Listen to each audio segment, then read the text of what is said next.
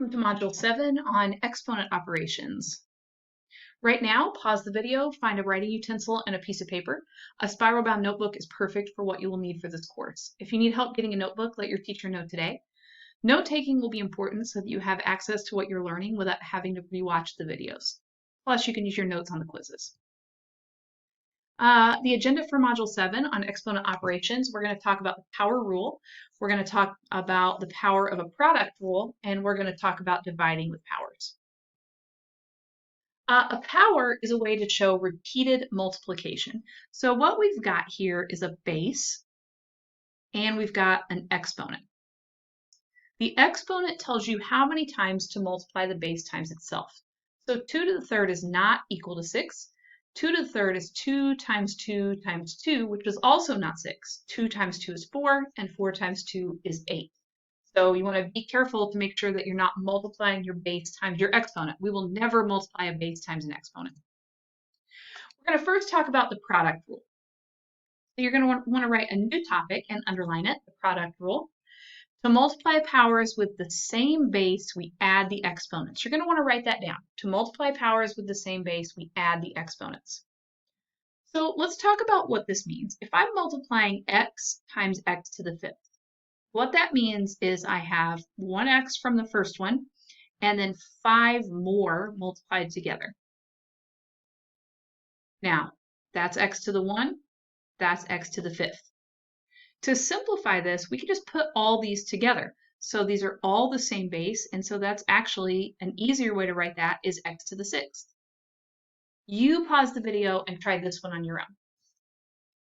You should have shown this one as 7y's. There are 4 in the first group and 3 in the second group, and that makes a total of 7. So that's how the product rule works. We are not often going to write all this out the long way. We are learning the shortcut today. So now let's jump straight to the shortcut.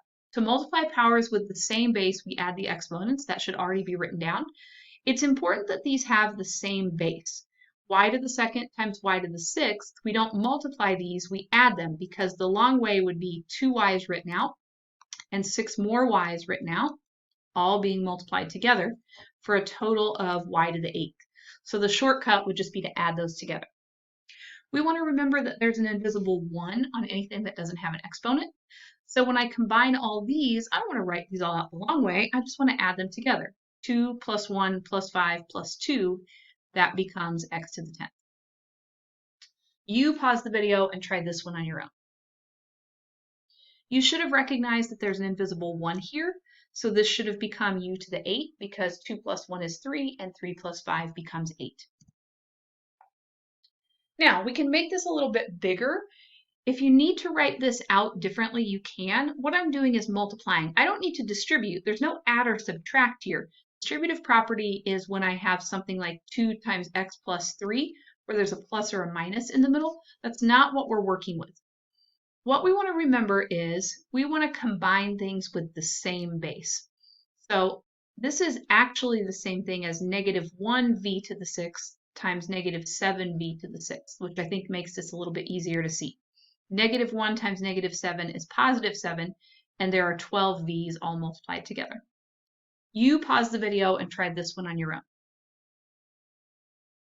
If I rewrite this without the parentheses, it should look like this. I can multiply these just like regular numbers. I don't start adding to multiply with regular numbers just because you learned a new rule. Negative 6 times negative 2 is still 12. But these we do add together. 3 plus 5 should have become 8. We can do this with larger groups if we look at things that are the same. We still multiply whole numbers together. 3 times 2 is 6, and 6 times 7 becomes 42, and that takes care of all those. Remember, the rule was about the same bases. So we want to find things that have the same base. So there's 5 v's here and 1 v here for a total of 6, so that takes care of the v's. And there's a total of 10 y's, and we can multiply all those together there. You pause the video and try this one on your own. Welcome back. You should have done 3 times 5 is 15, and 15 times 2 is 30. There's an invisible 1 there for a total of 6 u's, and 9 and 3 added together should have made x to the 12th. All right, moving on to a new rule. So you need a new topic. You're going to write the power rule. You're going to underline it. To find a power of another power, we're going to multiply our exponents. So if I write this out the long way, this is actually 4 times n times n times n times n. And what that's saying is that there's 2 of those. And there's another 4 times n times n times n times n, because the 2 is telling me to multiply whatever is in here by itself twice. We can shorten this up just by squaring both things. This becomes 4 to the 2nd n to the 8th if I multiply. 4 to the 2nd is 16, and there are 8 n's, so it's n to the 8th. You pause the video and try this one on your own.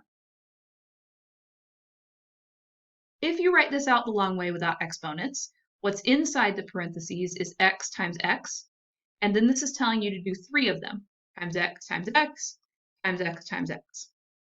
The shortcut is to just go ahead and multiply 3 times 2, which makes 6 there. So the shortcut that we learned, instead of writing this out as u to the 4th times u to the 4th times u to the 4th times u to the 4th, and then adding all those together, the shortcut is when we have a power of another power, we can multiply the exponents. So that becomes u to the 16th. You pause the video and try this one on your own. You should have found that this was 5 times 5, which is 25. Which is what we would find if we wrote 5 groups of 5 w's, we'd have 25 of them. Now, what if we have 2 things on the inside? I want you to remember that there's an invisible exponent of 1 on everything, like that. So we're distributing. We never multiply a base times an exponent. Never, never, never. Sometimes I tell you that there's an exception to the rule. There is not. So this is a new topic, power of a product. We're going to distribute the exponents. So this becomes 9 squared times x squared. 9 squared is 81, and so that becomes 81x squared. You pause the video and try this one on your own.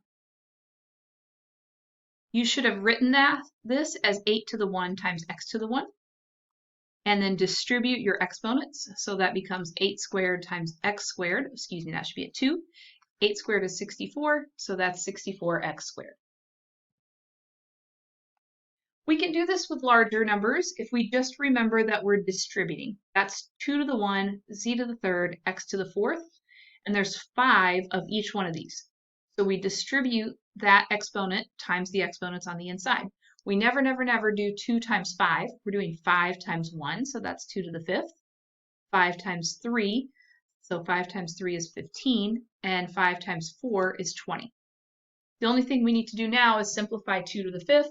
2 times 2 is 4, times 2 is 8, times 2 is 16, times 2 is 32. So that's 32, z to the 15th, x to the 20th. You pause the video and try this one on your own. Don't forget there's an invisible 1 as the exponent there. You should have distributed and gotten 8 squared, u to the 8th, w to the 6th. 8 squared is 64, and we distribute from there. It works the same when we have a fraction on the inside. Everything gets multiplied. Now, I want you to be careful about negatives. When we square that -8, we're going to need to remember that we're squaring it. We're going to distribute that 2 times everything. So that becomes w to the 4th, because 2 times 2 is 4. This becomes -8 squared, because we're squaring the negative, and this becomes u to the 8th. Now, the reason why I told you to be careful about the negative is we need to remember that we're squaring the -8, and a negative times a negative becomes a positive. If you put -64, it's wrong. This becomes positive 64. You pause the video and try this one on your own. Don't forget about your invisible 1s for exponents there. This should have become 3 to the 4th, w to the 8th, v to the 4th. And then all we have to do is figure out what 3 to the 4th is. 3 times 3 is 9, times 3 is 27, times 3 is 81. So that's 81 w to the 8th, v to the 4th. All right, new topic, simplifying ratios. To simplify a ratio, you want to reduce the fraction and cancel the common variables using division. So I want you to treat this as almost like two separate problems. 20 over 28, the way that we do that does not change. We still need to reduce that. What we're going to learn about that's different is how to handle these variables. 20 and 28 are both divisible by 4, so we're going to multiply top and bottom by 4, and that becomes 5 over 7. For this piece, c divided by c is 1 because anything divided by itself is 1. 5 divided by 5 is 1, 6 divided by 6 is 1, 7 divided by 7 is 1. D divided by D is 1, and so that leaves me with B on the top, so that becomes 5B over 7. You pause the video and try this one on your own. Remember that 12 over 32 is still a regular fraction. It's just these variables that we're trying to simplify that are going to be different now. All right, 12 and 32 were both divisible by 4. 12 divided by 4 is 3, and 32 divided by 4 is 8. The y's cancel, the z's cancel. You should have been left with an extra x, but notice it's on the bottom of the fraction, so the x should have gone on the bottom there. It does matter whether you're dividing or multiplying by x. In this case, you're dividing by it. It goes on the bottom of the fraction. Now, what happens is these get a little bit larger, and we want to find a shortcut to having to write everything out all the time. So I want you to write a new topic, quotient rule. And I want you to write this down. To simplify a fraction with powers with like bases, we want to subtract our exponents. When we're dividing, we subtract. If I were to write this out the long way, there are 6 x's on top and 2 x's on the bottom. And they cancel the ones that are alike. X divided by x is 1, x divided by x is 1, and so you're left with these 4 x's, and so that's x to the 4th. You don't want to write these out all the time. The shortcut to that is just to subtract 6 minus 2 becomes x to the 4th. You pause the video and try this one on your own. This should become 7 take away 2, which is 5, and so that is a to the 5th. If you'd done this out the long way, there would be 7 a's on the top, 2, 3, 4, 5, 6, 7, and 2 a's on the bottom, and so you would cancel out, and that would leave you with 5 a's. But again, the shortcut is just to subtract with your exponents. Now let's combine everything together. We do not want to subtract whole numbers. Remember we treated the fraction like its own problem earlier, and we just reduced the variables separately? It's the same idea here. We want to reduce 72 and 45. Let's see, they're both divisible by 9. There might be something else, but let's try 9 first. 72 divided by 9 is 8, and 45 divided by 9 is 5, and so that's as far as that can be reduced. 3 take away 2 is 1, and then you want to think about where would the extra w be? Well, 3 take away 2 is 1. If I were to write this out the long way, there's 3 on the top and 2 on the bottom. And so that extra w is on the top. There are extra w's on the top than there are on the bottom, so the extra w goes on the top. You pause the video and try this one on your own. You should have treated the 4 over 40 separate from the w over w to the 3rd to start with. 4 and 40 are both divisible by 4. 4 divided by 4 is 1. 40 divided by 4 is 10. For this one, if I subtract 3 minus 1, I get 2, but let's think about where the extra w's are. There's 1 on the top that's going to cancel, and that's going to leave us with 2 on the bottom, so that becomes w squared on the bottom. If you put that on the top, you're incorrect, so be careful about that. All right, so for this one, now we have 2 separate variables, but we could still do this the same way. 5 take away 4 is 1. There are more a's on the top than on the bottom, so that additional a goes on the top. 6 take away 1 is 5. There are more b's on the bottom than on the top, so they go like that. The video and try this one on your own. Welcome back. You should have put an invisible 1 there. 4 take away 1 is 3. There are more a's on the top than on the bottom, so those 3 leftover a's go on the top. 7 take away 6 is 1. There are more b's on the bottom than on the top, so that becomes b to the 1st power. That's your answer there. If you don't put the 1 there, it's not incorrect. You can write it either way, it's just fine.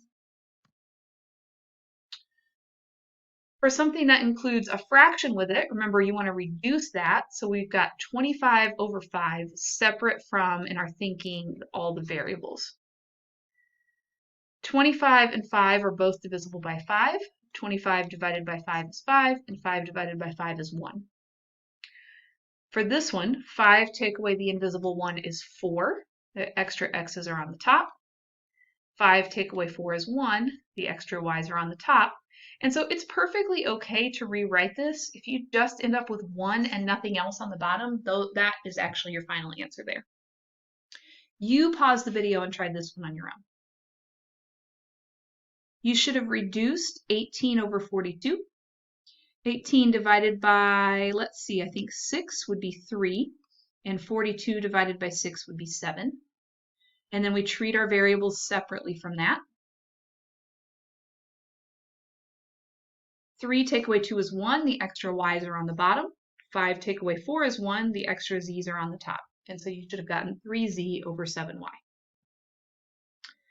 All right, new topic, putting it all together. To simplify a fraction completely, simplify the numerator and the denominator separately, then simplify top to bottom. So what that's telling you is get rid of your parentheses before you try to simplify top to bottom. So let's take care of what's on the top. Don't forget that when we have a power of another power, we multiply. We never multiply an exponent times a base. We only ever multiply an exponent times an exponent. So that becomes 2 to the third, a to the 21st. On the bottom, that becomes 8 squared, a to the 4th. 2 to the third is 8. 8 squared is 64. Now, this is like what we were doing on the last screen. We've got 8 over 64, which reduces to 1 over 8. 21 minus 4 is 17. All the extra a's are on the top, so that should be a to the 17 over 8. It's okay to put the 1 there. It's also okay to write it like that. You pause the video and try this one on your own now. You should have remembered that you had invisible ones, so this becomes 5 squared, and that you multiply when you do a power times a power. This becomes 2 to the 4th, x to the 16th. We're going to clean that up. This 5 squared is 25. 2 to the 4th is 16. 25 over 16 cannot be reduced. There's nothing that those two have in common. 16 take away 6 is 10. The extra x's all should have been on the bottom because there were more x's on the bottom than on the top. Sometimes you will run into exponents of 0. Looks like I have an error on this one. So let's get rid of these and I'll give you something different to do. Let's say I have 2 over 4 and I've got x to the third, y to the 4th over x to the 3rd. So we've got 2 over 4, which reduces to be 1/2. But what happens when I have 3 take away 3? That gives me 0. But x to the 0 does not mean 0, it means 1, because let's think about what this means if we write it out the long way. We've got 3 x's on the top. 3x divided by x is 1, x divided by x is 1, x divided by x is 1. You're just left with 1. Not x to the 1, just 1. What that essentially means is the x's just cancel out, and you're left with y to the 4th. All right, you try this one on your own. Let's do 3 over 6, y to the 3rd, x to the 2nd, all over x to the 2nd. You should have reduced. 3 over 6 becomes 1/2. The y to the 3rd doesn't have any matching variables to go with. 2 take away 2 is 0, so those just cancel out, and so you're done there. All right, you're done. This video will be available on Haiku if you need to rewatch, and will be available on each skill for Module 7 in ALEKS. You need to make sure you're completing your practice problems in ALEKS by selecting Continue My Path before you do the quiz. Don't forget that if you have a question about a problem in ALEKS, you want to click on the tab that says Explanation. You'll get an explanation and a solution before you move on to a different problem. After you've done the practice problems, then you want to go to Assignments and click on the list of quizzes that you'll need to take. Module 7 will match with Quiz 7. Thanks, guys. Have a great day.